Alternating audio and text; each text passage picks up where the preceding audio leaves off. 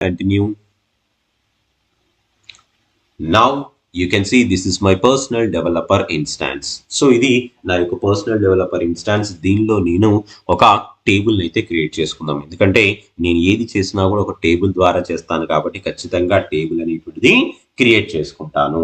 So ఇక్కడ నేను ఏం టేబుల్ క్రియేట్ చేసుకుంటానంటే సింపుల్ గా నేను ఆల్ అనేటువంటిది క్లిక్ చేసుకొని num2 వర్డ్ అనేటువంటి అయితే టేబుల్ ను క్రియేట్ చేసుకుందాం అనుకుందాం.